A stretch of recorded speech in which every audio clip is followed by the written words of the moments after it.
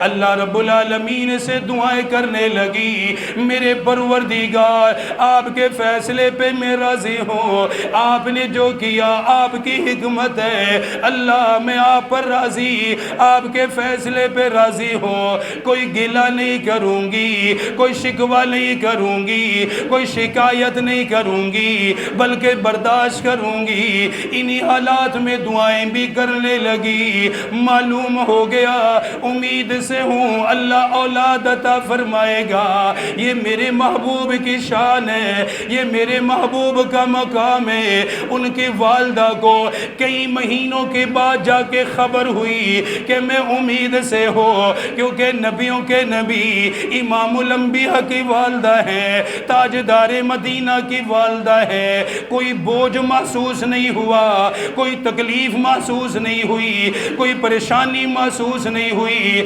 معلوم ہوا اللہ مجھے اولاد عطا فرمائے گا۔ دعا کرنے لگی، اے میرے پروردگار، بیٹی کی نعمت بھی بہت بڑی نعمت ہے، بیٹی کا انعام بھی بڑا انعام ہے، لیکن میں دعا کرتی ہوں میرے شوہر کا نسب قیامت تک باقی رہے، میرے شوہر کا نام باقی رہے۔ میرے پروردگار مجھے بیٹے کی نعمت عطا فرما۔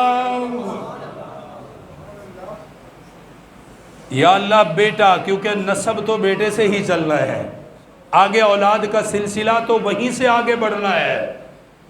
دعائیں کرنے لگی، میرے پروردگار مجھے بیٹے کی نعمت عطا فرما، مجھے بیٹا عطا فرما۔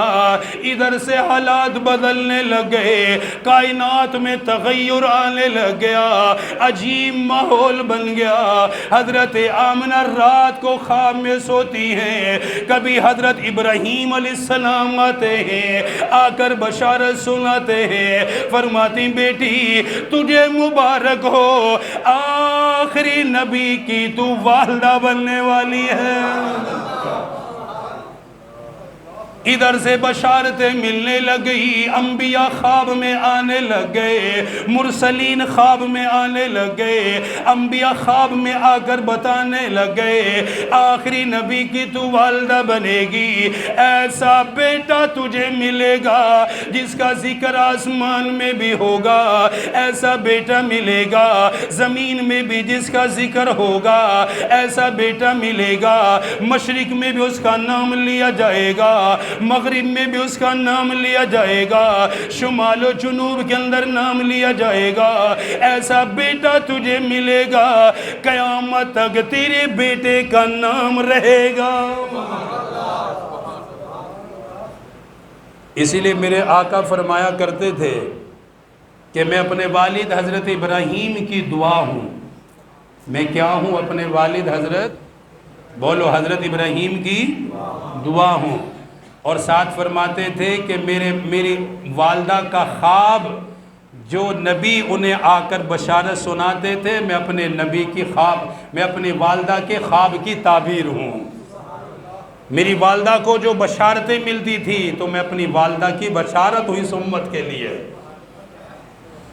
ادھر سے بشارتیں ملنے لگ گئی، خبر ملنے لگ گئی کہ تو بڑے عظیم نبی کی والدہ بننے والی ہے۔ سیدہ آمنہ رضی اللہ تعالیٰ عنہ اتنا بڑا درجہ دیا، اتنا اونچا مقام ملا، کیوں کوئی معمولی عورت نہیں، معمولی خاتون نہیں، کسی عام دوسرے نبی کی والدہ نہیں، کسی صحابی کی والدہ نہیں، نبیوں کے نبی امام الانبیاء کی والدہ ہے، تاجدار مدینہ کی والدہ ہے، سرور کونین کی والدہ ہے۔ آپ اپنے گھر کی حاجات کے لیے، ضروریات کے لیے جب بھی گھر سے باہر نکلتی، اللہ رب العالمین نے ایک بادل کی ذمہ داری لگا دی، بادل سایہ کرتا ہوا چلتا، سیدہ کے سر پہ ہمیشہ سایہ رہتا، آپ کو دھوپ سے بچایا جاتا، آپ کو گرمی سے بچایا جاتا۔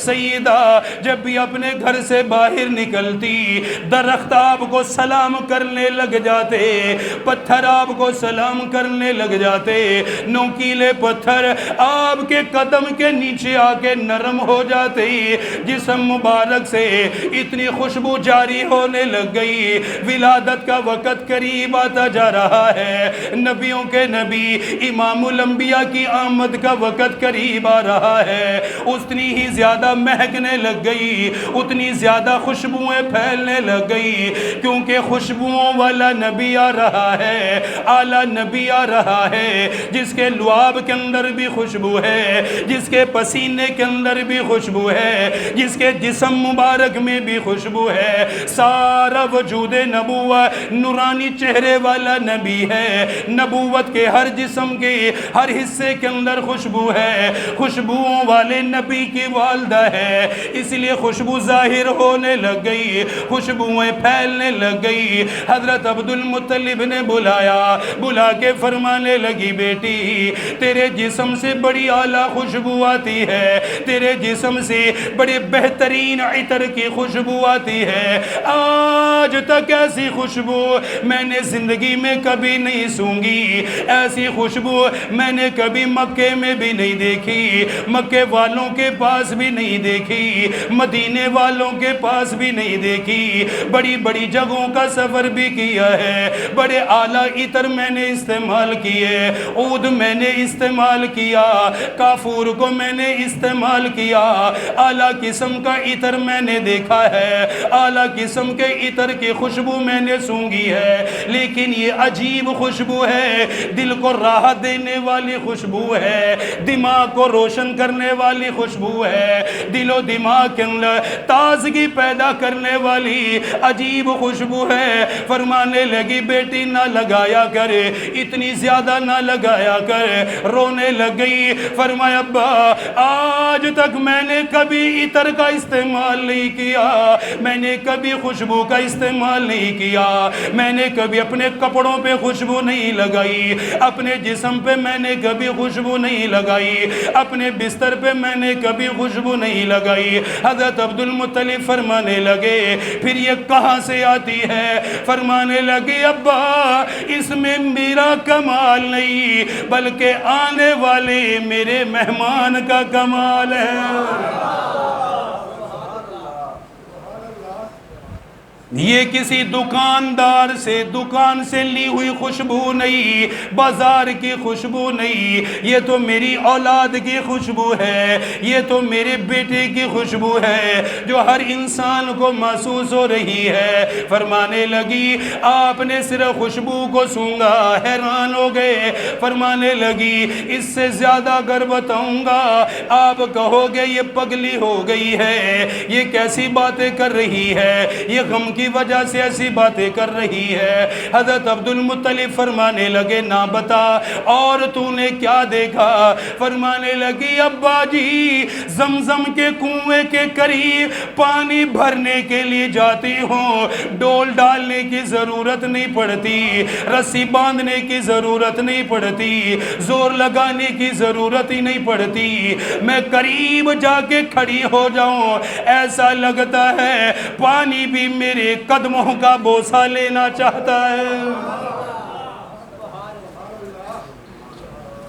پانی ابلنے لگ جاتا ہے۔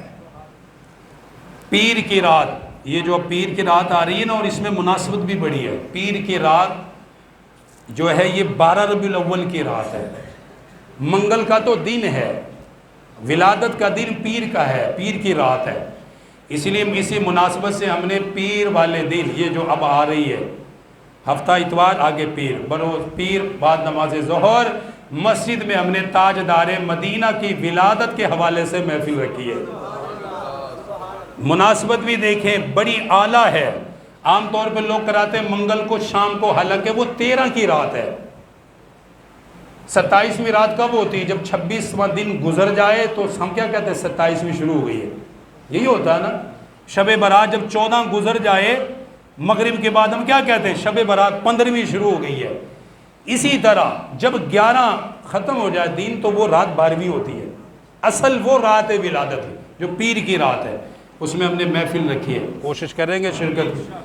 بہترین قسم کے 2 نعت خواں بلائیں، انشاءاللہ مزہ آئے گا، اپنے نبی کی نعت سنیں گے انشاءاللہ دل روشن ہوگا۔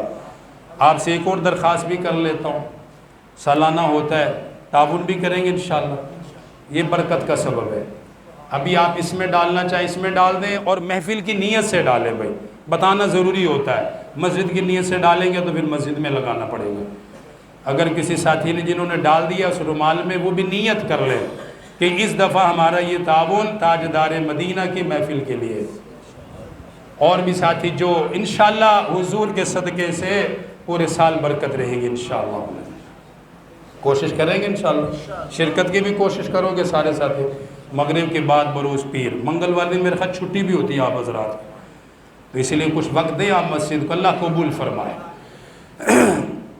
ایسی بہاریں، پانی ابلتا ہے، درخت سلام کرتے ہیں، پتھر نرم ہو جاتے ہیں، بادل سایہ کرتا ہے۔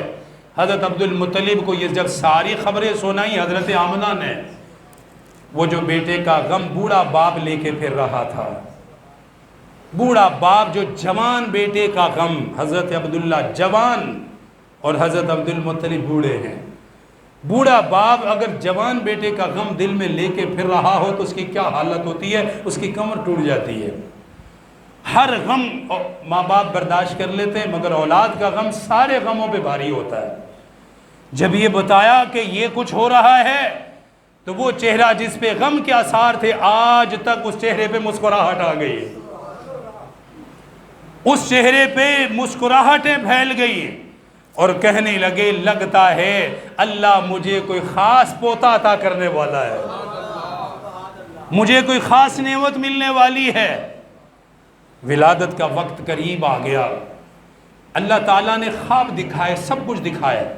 ولادت کے بالکل قریب کچھ دن قبل حضرت عبد المطلب نے خود ایک خواب دیکھا، پھر سوئے ہوئے ہیں، خواب دیکھا، کیونکہ انہوں نے حضور کا نام رکھا تھا محمد صلی اللہ علیہ وسلم۔ یہاں سے میں آگے اگلے جمعے بات کروں گا انشاءاللہ، میں حضرت عبد المطلب کے خواب پہ آتا ہوں، ولادت کا ذکر میں بعد میں کروں گا کیونکہ وقت پورا ہو گیا۔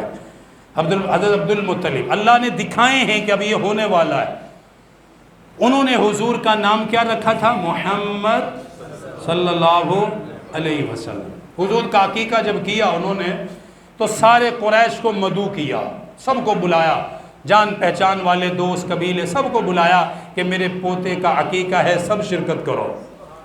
جانور سے سارے ہی آئے، کہنے لگے کہ جو لوگ آئے تھے بڑے بڑے سردار مالدار، کہنے لگے جی بیٹے کا نام کیا رکھا ہے، پوتے کا نام کیا رکھا ہے؟ تو حضرت عبد المطلب فرمانے لگے کہ میں نے اپنے پوتے کا نام محمد رکھا ہے۔ سب کہہ دو صلی اللہ علیہ وآلہ وسلم، پورا درود، صلی اللہ علیہ وآلہ وسلم۔ یہ حق ہے حضور کا اور حضور کی آل کا، جب بھی پیارے نبی کا ذکر آئے تو آپ اور آپ کی آل اولاد پہ درود جانا چاہیے، یہ ہمارے ذمے ہے۔ ہر محفل میں کم از کم 2-4 دفعہ تو ضرور کہیں صلی اللہ علیہ وآلہ وسلم۔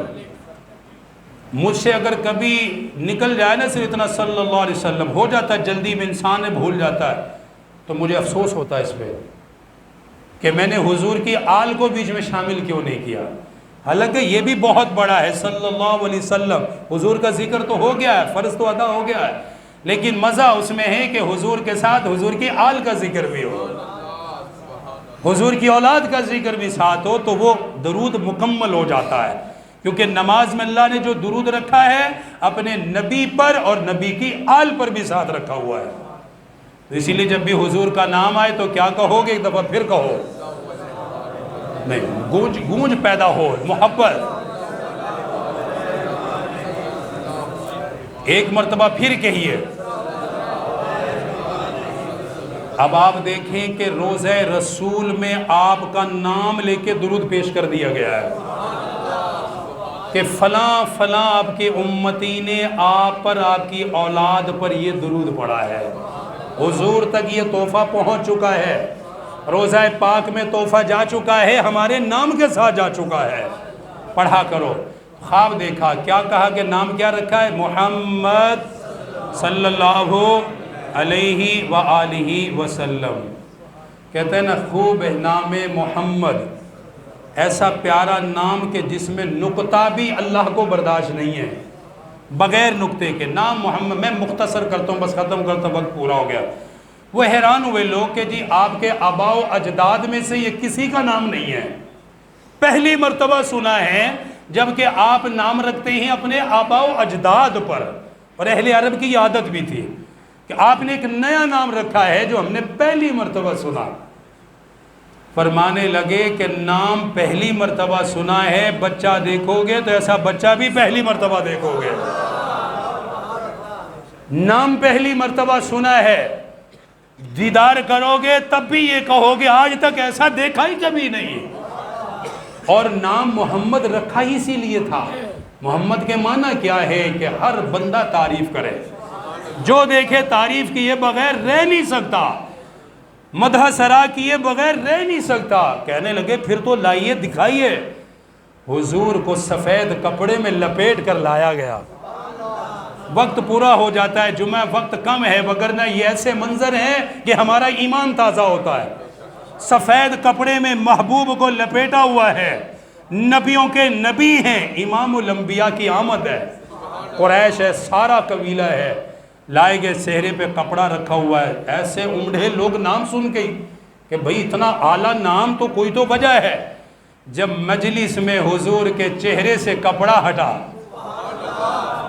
حضور کے چہرے سے جب کپڑا ہٹا، سارا عرب یہ کہنے پہ مجبور ہو گیا کہ عبد المطلب آپ نے نام صحیح رکھا ہے، بڑے بچے دیکھے ہیں، ایسا حسین ہم نے کبھی نہیں دیکھا، ایسا حسن و جمال ہم نے زندگی میں کبھی نہیں دیکھا۔ چہرے مبارک کو دیکھو، الگ ہی نورانیت ہے۔ حضور کے رخسار پہ دیکھو، ہونٹوں کو دیکھو، ہاتھ مبارک کو دیکھو۔ ایسے تو نہیں حضرت انس فرماتے تھے کہ حضور کے ہاتھ کو کوئی چھوتا تھا وہ کہنے پہ مجبور ہو جاتا تھا کہ موٹا اور باریک ریشم بھی اتنا نرم اور ملائم نہیں ہے جتنے حضور کے ہاتھ ملائم ہے۔ صحابہ فرماتے حضور کسی کے رخسار پہ ہاتھ رکھ دیتے، کئی دن تک اس کے رخسار سے خوشبوئیں آیا کرتے تھے۔